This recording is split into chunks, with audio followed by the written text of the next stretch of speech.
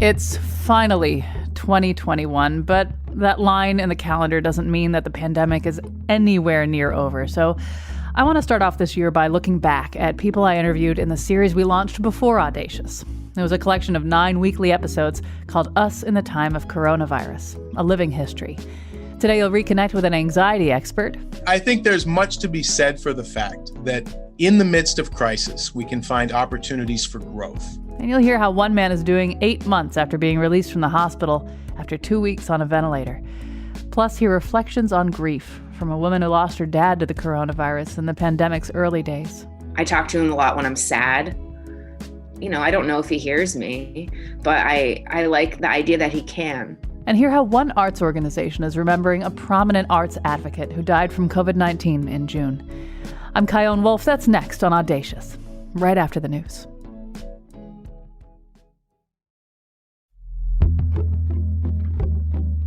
From Connecticut Public Radio in Hartford, this is Audacious. I'm Kyone Wolf. Just as we were putting the finishing touches on the first few shows of Audacious back in March, the pandemic hit our area. So instead of launching this show, we launched a 9-episode series called Us in the Time of Coronavirus, a living history. Through that show, you heard about how people grappled with their religious faith during the pandemic, how people tried to date, and how marriages fared. You heard about the increasing amounts of people investing in backyard chickeneering. You heard about anxiety at the beginning of the pandemic and what it was like being a gun store owner whose inventory of guns and ammunition was mostly sold out in a matter of days. You heard from kids about what they were experiencing in lockdown. And the final episode was nothing but remembrances of people who died because of COVID-19. This hour, reconnect with 3 people from Us in the Time of Coronavirus. Later in the show, you'll hear from psychologist Dr. David Tolan from the Institute of Living in Hartford. He'll talk about what patterns he's seeing as people have been adapting to the disease, the shutdown, masks, and the vaccine. And you'll hear about a woman whom we lost to COVID-19 and the $500,000 arts initiative that bears her name. But first, one of the people we met last spring was Anthony Spina of West Haven, Connecticut. He was part of an episode about how hospitals were using uplifting, inspiring music and discharging COVID patients from hospitals. When Anthony was discharged from Gaylord Hospital in April, after 2 weeks on a breathing machine, they played Don't Stop Believin' by Journey as he embraced his family in the hospital lobby. Back at home, he was weak, could barely walk, and he wondered if he'd ever get the strength back that he lost. I asked him, how's he feeling now? I'm at a level now that I haven't probably been in probably 20 years, right? Whoa, in what way? I'm so strong, much stronger. Health-wise, my health is great. I work out 4 to 5 times a week. I'm able now to do a full between 25 to 35-minute workout on my elliptical machine downstairs in my basement. And before you got sick, you weren't doing any of that? No, I wasn't. I was kind of stuck in this pattern. Then I got sick. And it took all my muscle mass, so I couldn't get out of bed when I got home that first day, right? And I don't tell nobody this stuff either, so I'm telling you this. This is exclusive stuff that I'm going to tell you right now. When I got discharged out of Gaylord on the 6th of May, I got home and I didn't have enough strength to even get up off my couch. I live on a dead-end road, so in the beginning when I got home, I could only walk it 1.5 times. Then I started doing 5 or 10 times. And now I could probably run a few miles. Huh. And it's crazy because, you look at things and we all get into these patterns of life, right? And you kind of lose sight of a lot of things. And before this virus really hit me, I lost sight of a lot of things, in my personal life, and it kind of does something to you. I can't really explain to you the things you take for granted every single day, like putting your shoes on, your socks on, going to the bathroom by yourself. When you can't physically do that no more, it takes you to a mental mind state. I didn't know if I could ever walk again because of the condition that I was in when I woke up, right? Right. And it's so powerful to hear you talk about this because I'm going to play a clip of something you told me when we talked 1,000 years ago back in early May. I really truly feel that I'm going to take my health much more serious. It's a bad thing, but it's a very humbling thing. Anthony, that is so awesome that you did what you said you were going to do, and you've been able to take the time and build your strength back up. But I also wonder, are there any long-term effects of having COVID-19 that you're still experiencing 7 months later? The side effects that I have is just flashbacks. The holidays get me still, right? Because I did almost check out. And my birthday was this past Wednesday. That bothered me a little bit. Thanksgiving bothered me a little bit. But it was more of just like, I'm grateful, right? I'm grateful to be here. In the months since all this went down with you, the world has responded in so many different ways. People have turned into pro-mask, anti-mask. What would you say to someone who doesn't want to wear a mask or think mask wearing is ridiculous? Wear your mask, wear it, and kind of stay out of the way. If anybody is feeling symptoms, go get a test, talk to your doctor. And I just say, stay safe, wear your mask. Anthony Spina, thank you so much for talking to me, and I'm so relieved to hear you're doing better. Thank you. Happy holidays to you and yours, okay? Thank you. I appreciate it, hon.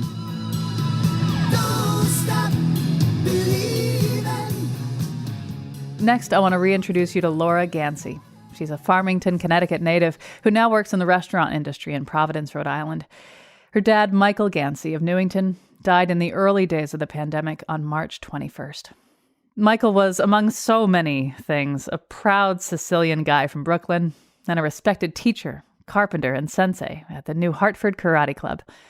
Because of, everything, his family couldn't be with him when he died in the hospital. They had to say goodbye to him via a cell phone on speaker in a plastic bag held up to his ear by a doctor. I asked Laura what she's learned about grief in the 9 months since her dad died. What I'm learning and what I have learned is that grief is not linear. And so, it's not like a breakup or like another kind of experience of loss where the person's still sort of like accessible in some way. It's more like you really cannot predict what will cause you to feel utter despair. A lot of my anxiety can be helped with like feeling like I have control over something, which is a lot of people. And I've had to really find a new way out because I recognize that I have really no control over anything, not even my own thoughts, really. So what I recognized very recently is that I'm in an environment at work where I am basically like constantly triggered by, I'm not tasked with like policing people on safety, but I am in a leadership role there. And so it is my job to make sure that people are behaving in a way that makes the staff safe. And I have been in a few situations where I've had to actually correct people's behavior. How have they reacted? One of the people I corrected, I actually felt like physically unsafe in front of because he just didn't want me to be telling him what to do. Was it a mask thing? Yes. And I try not to mention my personal stuff because it really turns a conversation into a whole thing. And it's easiest for me to kind of separate, right? Like I kind of show up to work and I kind of put on my service mask and I just try to be professional and not let my personal life seep in too much. But this particular time, this guy said something along the lines of, I'd been speaking with him for a little while, just like, tableside chatting, and they had masks on. I had a mask on, but he said, I'm not really a mask person. I wear the mask for you. And I'm thinking like, yeah, no. But the fact that he said, I'm not really a mask person, and the way that he said it, kind of like, that was enough. That was like the threshold that I just couldn't take anymore. And so I tried to explain to him that, everyone, you never know. And that everyone has had a different experience within this. And that, and I mentioned my dad. And the first thing he's asked me after saying like, I'm so sorry, was he had pre-existing conditions, right? And it's like, yes, my dad was sick, but it's like, how does that become the first thing that you go to? And how are you not able to just be a human being? Like, you shouldn't need to know somebody's story in order to feel compassion and do the right thing. And I wonder to what degree that is one of the components in your head when you're seeing people without masks on or just wearing masks over their mouth and not their nose, and feeling this compulsion to say, but I lost my dad to this. Like, can you talk about what place that knowledge and understanding has and how you navigate your way through this era? Yeah, I mean, I think that one of the ways that it's affected me is that I'm not confrontational, and I'm an empath. So if I see somebody doing something that I think is probably not in their best interest or not in my best interest, my natural instinct is first to try to rationalize their behavior, and second, to separate myself from it. So I'm sort of like isolating a little bit. And I respect that, like, not everyone feels like this is as big of a deal, but then right before we started our conversation, I was like on flipping through Facebook, and one of my cousins just said that, yesterday more people died than people that died in 9/11, and it's in one day. And now I start feeling angry when things just seem completely out of control, which they totally do. And when I'm like watching the news and I see an ICU and I see ventilators and I see those shots, I don't know that if they knew how triggering that was for people that lost someone, they would never show that stuff, because it's like, we have to fill in the blanks. We didn't see what was happening. And so I recognize that's like their attempt at making it serious for people who don't feel affected by it. But there's this other side of it that makes it terrifying. And it makes me backslide a little bit. And I'm not going to argue with somebody who just doesn't feel the same way that I do. It's like, let them learn their own way. It's just unfortunate that some people have to learn the hard way, Yeah. When this all got started and death seemed all around us in a way that's different from now, even though we're at the highest death rate of this whole thing, I remember wondering how people grieve. Before all this, when someone you love dies, you have a wake or a memorial service, a funeral, sit shiva, whatever your customs are to deal, but it involves being around other people who you love and who care about you. And that was taken from you too. And so I wonder, how have you found ways to continue that grieving process? For me, it's more like his workshop is kind of like his mausoleum for me. And so I was able to go home, and every time I walk in there, I just get flooded I can almost feel his presence. And I think partially, because I didn't get to go through the ritual of kind of celebrating someone's passing over, in my mind, he's sort of just in the next room. And that gets really hard when I want to ask him a question or when I want to call him up or, anything like that. So in some ways, I think it's actually prohibited me from fully recognizing that he's not around, but I'm kind of okay with that for now. I was notified by a friend acquaintance that one of his students became a monk, and they have a ritual. I actually wrote this down because I wanted to mention it. They have a ritual where they honor people that have passed, and they write their names on a lantern, and then they burn the lantern. And I guess this monk, who was his student, said some very nice things about him in her dharma. And this person who was present, who I had no idea studied Buddhism or was, part of this temple, contacted my sister and I to let us know. It's very difficult for me to not feel robbed when I see that other people are gathering and memorializing him, because we still haven't really found a way of doing that. So that's definitely something that I'm struggling with. And I think that it's bringing me to kind of a new understanding of death and the importance of being able to celebrate it. Because a lot of us have a lot of fear related to death. Obviously, it's like the big unknown, right? But somebody recently said to me, well, we don't remember our birth, right? Why would we remember our death? And what are we afraid of? I was just thinking about like how pissed babies are when they're born, and like, you know, how they're just like outraged. They're like, how dare you take me out of this comfort? And so it was like, the conversation that we were having was like, well, maybe death is the same. And maybe, you know, all this fear that we have going towards it, maybe there's this moment of transition where we just accept and we're at peace. And then we just go into whatever, you know, whatever your belief is. And I loved that. That gave me so much comfort. And so it's a lot of the way that I'm grieving is sort of talking it out and just being honest about where I'm at with it. And I have a really amazing support system. And, you know, I'm learning that people really will show up for one another. You just have to be honest that you need a chat, you know, you need to talk something out. And I have a lot of really smart and funny and wonderful people in my life that help me through. Do you ever talk to him? All the time. Yeah. I do believe that the energy of the people that we've lost, it comes in and out, you know, and I talk to him a lot. I talk to him a lot when I'm sad.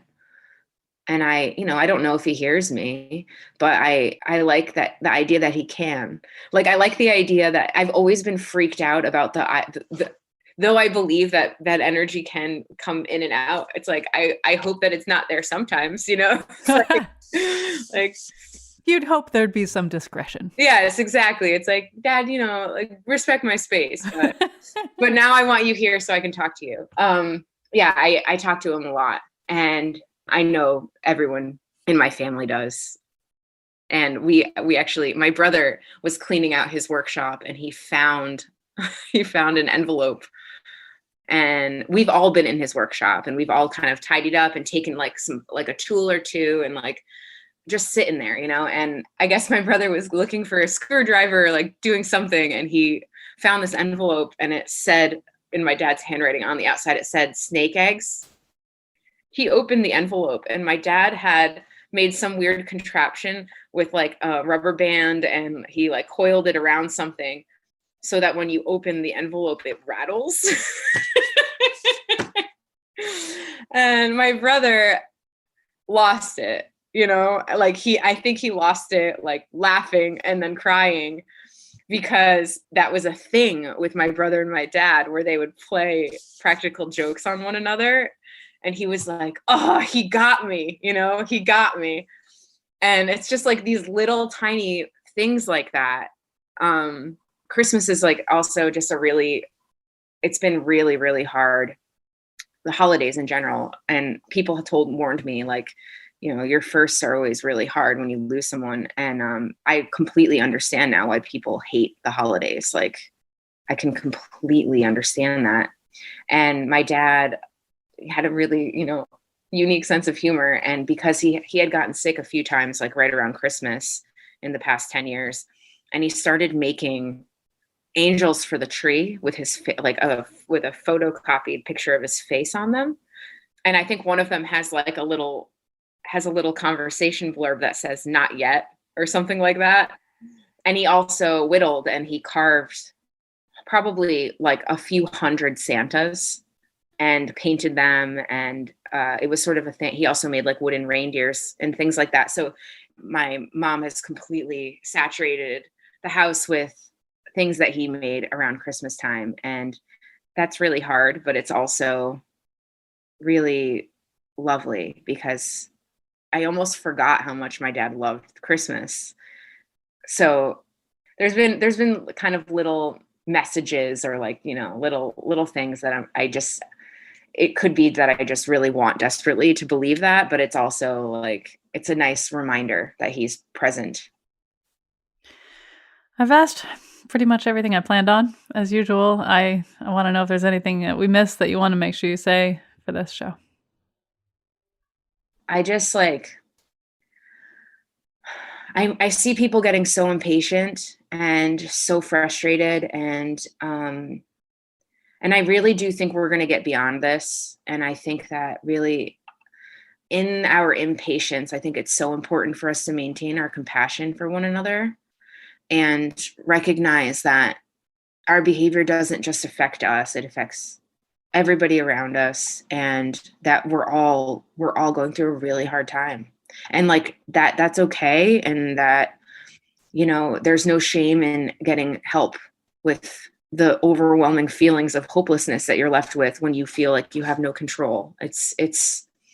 I mean, I would be completely lost without the knowing that I can have a conversation with you, and that I can talk to my therapist, and that I have some friends that I can reach out to. And it's so important for people to know that this is not forever, and to have compassion for themselves and for everyone else. Laura Gansey, thanks for talking to me. Thanks for having me.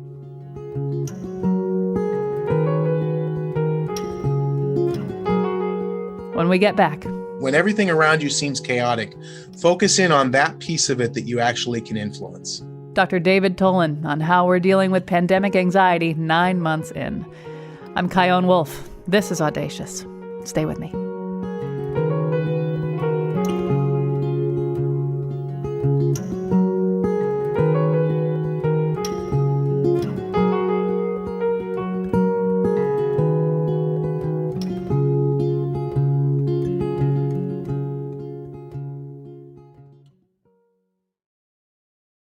This is Audacious. I'm Chion Wolf. Today we're revisiting a few people we met during Us in the Time of Coronavirus. It was a 9-episode series that aired back in the spring, right as COVID-19 started rearing its ugly head in the United States. Now we're going to check in with a guest from the first episode of that show, Dr. David Tolan. He's the director of the Anxiety Disorders Center and Center for Cognitive Behavioral Therapy at the Institute of Living in Hartford. I wanted to know what patterns he's seeing as people have been adapting to the disease, the shutdown, masks, and the vaccine. Certainly there are increases in anxiety and stress.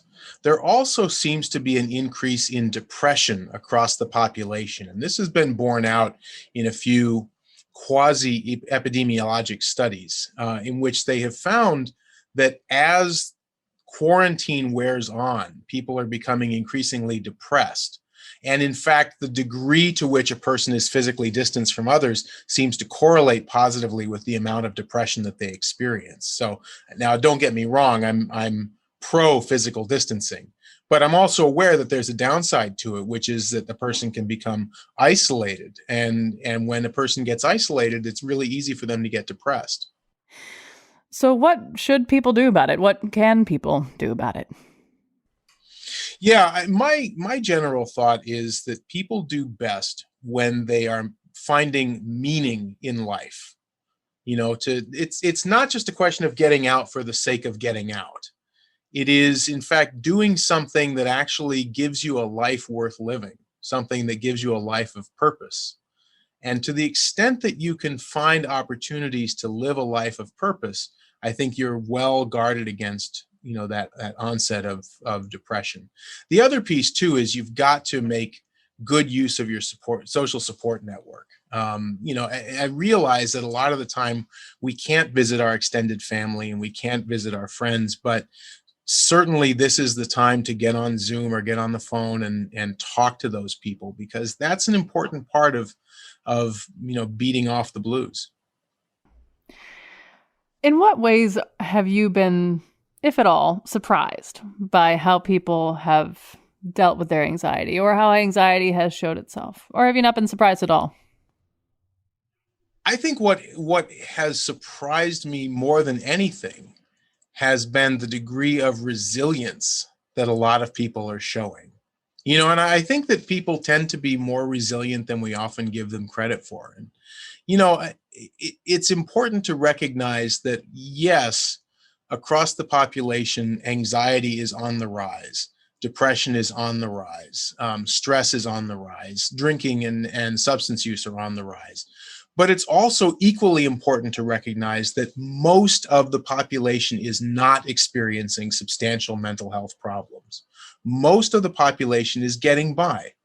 The people that we need to be most worried about are those of us that I think are most vulnerable. You know, and the people that are really vulnerable are those, for example, who have pre-existing vulnerability to mental health conditions. But also people from historically marginalized groups, they seem to be at increased risk of developing anxiety and mood-related issues related to the pandemic as well. So, but I'm impressed by the degree of resilience that the population is showing as a whole. Mask wearing is, to many, more controversial than they thought it would be, especially as messaging from experts and President Trump have been at times confusing and contradictory. Talk about what kind of anxiety you're seeing when it comes to mask wearing. Well, it's really interesting because when you think about kind of health-related anxiety, you can imagine health-related anxiety. You have to imagine sort of a bell-shaped curve. Most of us are sort of in the middle in terms of health-related anxiety. But there are two tails of that bell-shaped curve, which is a smaller proportion of the population. But on one end of the curve are people that are excessively high in health-related anxiety. And those are the people that are hoarding toilet paper. And on the other hand, on the other side of the curve, you have people that are not anxious enough. And those are the people that refuse to wear masks, refuse to adhere to physical distancing guidelines, and so on. We've got this split now in the population where some people, again, most of us are right in the middle, right where we ought to be. But some of us are clearly too anxious, and others of us are not anxious enough about the problem. Tricky. Very tricky, very tricky. Yeah. Yeah, we didn't all go in one direction. And I think that mixed messaging from above plays a big role in that. I mean, I think that we got conflicting messages and people started to pick and choose who they listen to. And as we all do with confirmation bias, we all have a tendency to listen to the source that most closely agrees to what we already expected. And so we create this little echo chamber, and we get our views confirmed over and over and over again. And part of the anxiety around masks is the compulsion to lash out or say something when, let's say, you're in the grocery store and the mask is not covering their nose, for example. And you want to say something like, "Excuse me, your mask should go over your nose," or something like, "What is wrong with you? The mask goes over your nose." How do you feel about that compulsion to address that anxiety by saying something to someone in that context? Is that useful or what? I think increasingly we need to have the courage to speak out when we see somebody who's not adhering to appropriate physical distancing or mask wearing guidelines. Now, that said, I realize, as do you, that there's a lot of Karens out there that are going to respond negatively to that. But it doesn't mean don't have the conversation. It just means be prepared for the fact that your message may not be well received. And if they start getting in your face, just walk away, because then you're closer to their face. And if they get in your face, you can walk away. Right. It's not worth getting into a fight about. But I think it is worth saying something about. And I will say I've done that myself. Just casually, as I pass by somebody, I've said, "Mask up, buddy," and I keep moving. Smart. That's the key. Say the thing, say it politely, keep moving. Part of me thinks that this era, which is forcing many of us to speak up about our physical boundaries, may, in a way, I hope, translate into how we establish our boundaries in the future, right? When this is in our rearview mirror, whenever that is, maybe some of us will have become better at knowing what our boundaries are and saying and speaking the words to establish what those boundaries are. And that's something that you practice. You don't start off good at this. And so maybe this is, in a terrible way, an opportunity to get better at that stuff. The saying goes, and I don't know if this is true or not, that the Chinese word for crisis is the same as the word for opportunity. Somebody, I'm sure, can correct me on that if I'm wrong. Oh, it's public radio. They will. I'm sure. But I think there's much to be said for the fact that in the midst of crisis, we can find opportunities for growth. That not all of this has to be damaging to us. That, in fact, many of us can grow and enrich ourselves as people based on what we've been through. Another thing people feel anxious about, one way or the other, are vaccines. If they'll really work, but they'll have side effects, if not enough people take them. Add to that a very powerful array of, shall we say, creative conspiracy theories about vaccines, and on and on. Will you talk about anxiety over vaccines. What should people keep in mind? There's always, of course, been anti-vaxxers.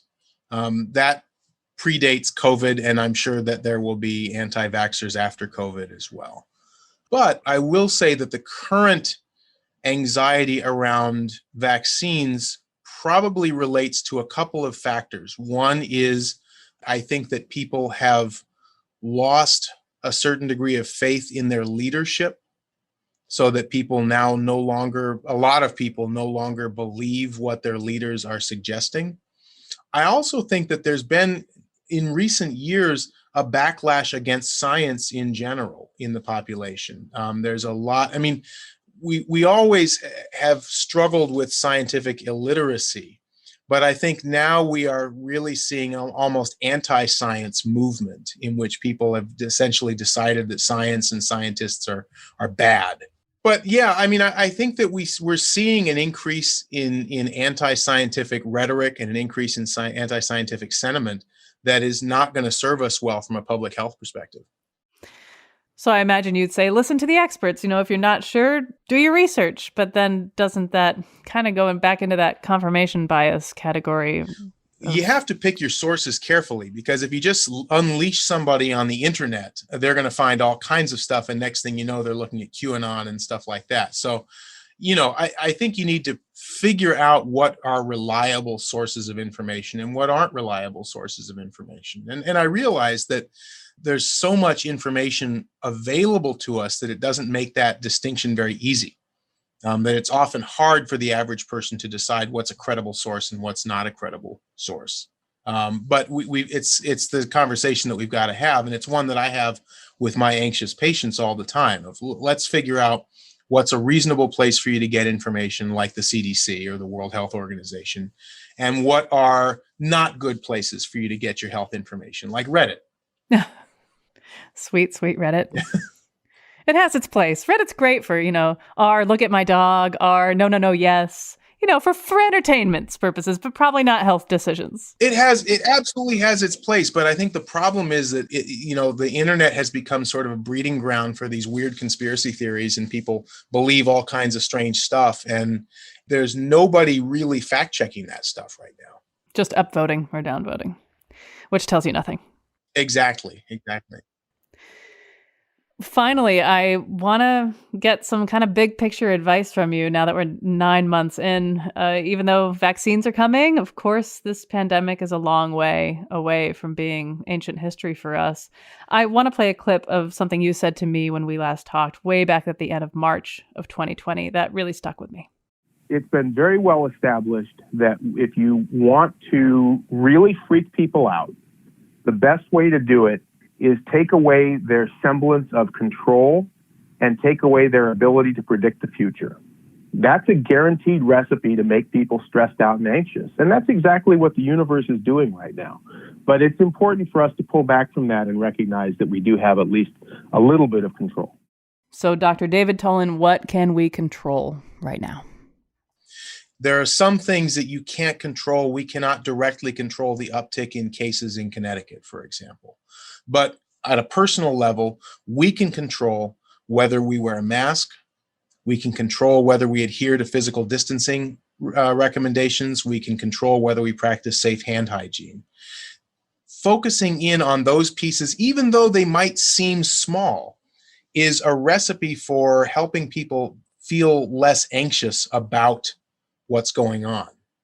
So the idea is when everything around you seems chaotic, focus in on that piece of it that you actually can influence. Makes me think about something I heard really early on. Keep track of something, be it, planting seeds and taking care of plants, or the height of your toddler. Keep track of something to look forward to and reflect on later. I love it. It's a small thing that you can predict, you can track, you can't control all of it, but it's something that you can get yourself invested in that isn't necessarily just drowning in the midst of all of this uncertainty that we're facing. How do you know when it's time to talk to a professional?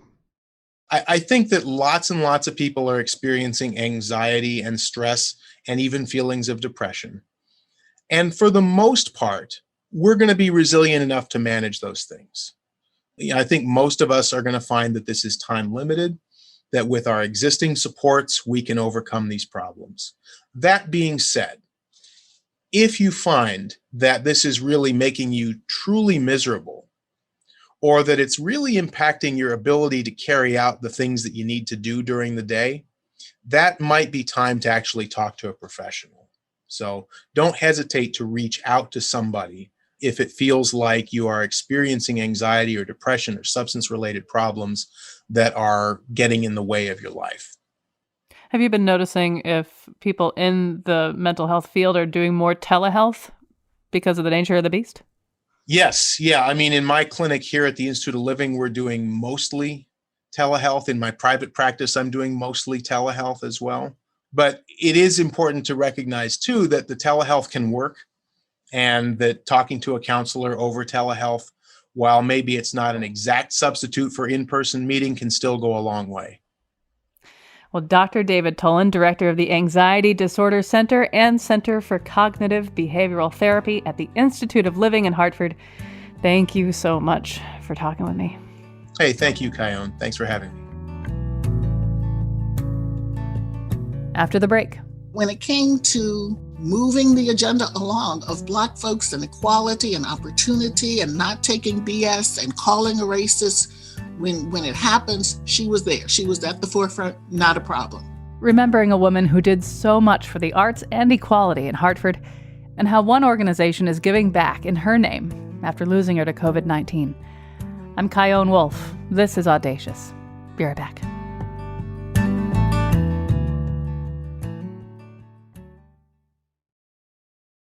This is Audacious. I'm Kyone Wolf. On the 9th and final episode of Us in the Time of Coronavirus, here on Connecticut Public Radio, you heard a collection of remembrances of lives that were cut short by COVID-19. And I want you to meet one more. Hartford native Joyce C. Willis made sure to pack a lot into her lifetime. By the time she died at 72 years old on June 18th, 2020, she'd been a Howard University graduate, reporter at the Hartford Times, and she retired as vice president of corporate communications after over 25 years of service at the Hartford. She was a board member of the Edward C. and Ann T. Roberts Foundation and the Hartford Symphony, and she was a charter member of the Black Giving Circle Fund at the Hartford Foundation for Public Giving. She loved traveling, fashion, and getting together with her friends, the Atta Girls. Now, 24 days before Joyce died, George Floyd was murdered. In response to Floyd's death and protests around racial justice, the people at the Roberts Foundation put out a statement of solidarity and support of Black Lives Matter, and they announced a $500,000 funding initiative. All that money would be invested in Black artists and artists of color in the form of residencies at Hartford Stage, the Hartford Symphony Orchestra, and the Amistad Center for Arts and Culture. I spoke with Olivia White, a member of the Roberts Foundation board, and she told me about how that big funding initiative became connected with her dear friend Joyce Willis. She brought me back to when she found out that Joyce was in the hospital and that she wasn't going to make it, and you'll hear her mention Lisa. That's Lisa Curran, the executive director of the Roberts Foundation. I immediately called Lisa because Joyce had served on the Roberts Foundation board and the Amistad Center, and she was an art collector, a supportive, on the board of the symphony. She loved the theater, all of that. I immediately called Lisa. I said, Joyce is sick. She's not going to, and I don't know why it popped in. Let's name our fund, our investment after her, because we'd already been moving towards putting our money where our mouth is, in just that short amount of time. So we picked the three organizations that Joyce was, in our view, most involved with: Hartford Symphony and of course the stage and of course the Amistad Center. But this is not a one-off investment. This is Joyce's legacy and the Roberts Foundation legacy. So what do you think Joyce would say about all this? I think she would be just thrilled. She would just be thrilled. And her smile, it couldn't get any bigger, but it would. I mean, she would be very, very happy. And she'd be really happy that we're doing it through the vehicles of organizations that she loved and supported. So I think she would be beyond thrilled. And I know her family is thrilled, and her her very good buddies who knew about this from the beginning are thrilled. And, so this is maybe a moment of uplift at the end of the worst year ever. It's good, a little light. Well, I'm so sorry for your loss of your wonderful friend, and I'm so grateful that you're able to tell me more about her and this amazing initiative. Well, thank you. Thank you for thinking about Joyce and the Roberts Foundation. So thank you. I also had the honor of learning more about Joyce from her friend Carolyn Harris Burney. They were friends for over 45 years. Here she is reading a portion of the eulogy she wrote for Joyce. Joyce was so passionate about her studies in art history and African American art that during fierce New England winter storms, she would put on her designer boots and trudge through snow and slush to get to class at the University of Hartford. When she got fed up with the lack of representation of African American female artists in the university's curriculum, she provided the department heads with a fact-based, thoughtful analysis of the problem, complete with a list of corrective action steps. Like her mother, she was a gourmet cook. Food was an adventure and an expression of love. All were welcomed at Joyce's holiday feast. She always served her mother's pearl onions, and she always made an extra pan of stuffing to stock a friend's freezer. Joyce commissioned renowned artist Ed Janetta Miller to create a collage from her father's old neckties. Joyce hung it in her hallway, and R.C.'s baby girl always got a smile and perhaps a sweet memory when she glanced at it. Family was important, and Joyce never missed a family reunion. She was a regular at the Hartford Symphony, the Hartford Stage, and always at the Amistad Center. She was an active philanthropist and a generous friend. She nurtured the next generation, mentored them, taught them how to stand up for themselves, and as a backup, she taught them how to curse. She watched April become a fierce and protective mother. Sharon and Francine blossomed as entrepreneurs. She adopted Danielle, not through laws, but through love. In return, they taught her about the newest hairstyles, cell phones, TVs, and Facebook pages. She was a best friend for life to Frances, Deirdre, and Lois.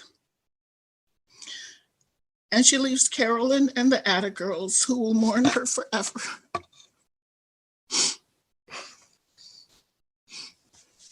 We all heard her say many times, "I don't give a rat's ass." But in fact, she really, really did care an awful lot about an awful lot of things and a lot of people. So that's it. Thank you. I had talked to Olivia about the $500,000 initiative that's being done to honor Joyce that has her name on it. How do you think she would have responded to that gesture?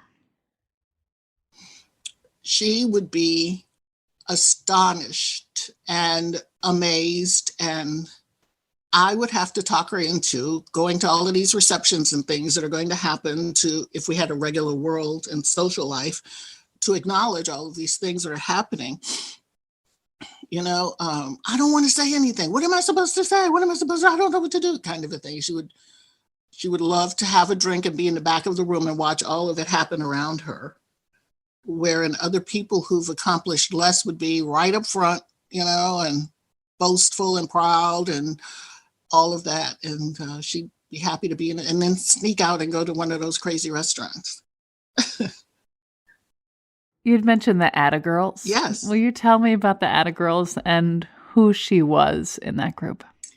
The Atta Girls is a group that started decades ago when, at the time, young Black professional women were working at the Hartford Insurance Group, and they needed a support system. They needed someone that they could go and talk about the discrimination that they had faced on whatever micro or macro level, and someone who understood that and would not judge or lecture, just understood so that you could get out all of your feelings. And sometimes that was all you need. That was all that you could do. You wanted to do more, but that was all you could do. So I'm going to say it was about 7 young professional African-American women who came together to provide that support to each other.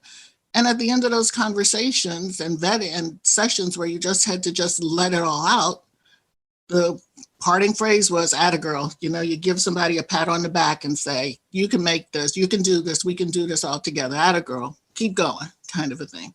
So it became lifelong friends. And I was at Aetna, but I just sort of inserted myself in it because I didn't have that kind of a support group at Aetna. So we're still patting each other on the back and say, "Atta girl, we'll get through all of this." And it's interesting to know that Travelers approached one of the original Atta Girls and said, "You know, we're interested in putting together a support group like the Atta Girls at Travelers." And so they were talking to them about that. So it might have some legs. It's been about 6 months since Joyce died. What do you miss most about her? The holiday is very difficult to think about. We always got together and we had 10 or 11 people for dinner. She and I would hostess and plan our menus, and I'd set the table, which was my joy. The holiday this year is different because of the virus. We won't have 10 or 11 people minus Joyce, which would be unbearable. I can't bear to think about that. So the virus is giving me cover, if you will, to have this first holiday without her or anybody.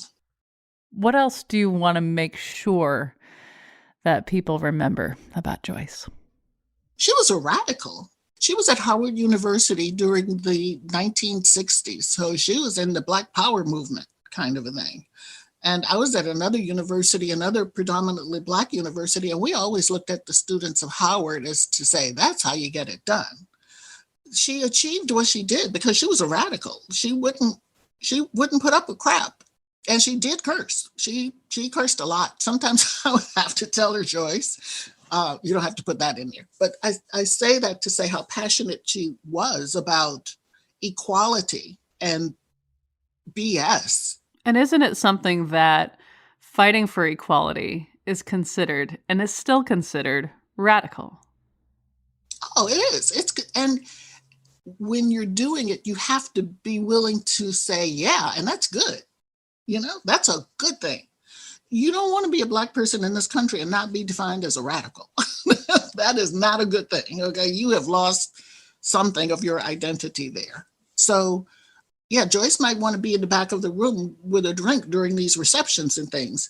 But when it came to moving the agenda along of Black folks and equality and opportunity and not taking BS and calling a racist, when it happens, she was there. She was at the forefront, not a problem. She took care of that. You didn't have to worry about that. She would take care of that. That, I want you to know that. Thank you. Mm-hmm. Well, Carolyn Harris Burney, thank you so much for telling me about your friend Joyce, and I'm so sorry for your loss. Thank you. Thank you so much. And thank you for what you're doing. I think that's wonderful. I look at the number every day, 298,000 people, 64 or whatever it is yesterday. And I think of my pain multiplied by all of that. And it didn't have to be this way. It's just an amazing thing to have to go through. But people like you giving me an opportunity to share helps. It helps. Thank you. Thank you.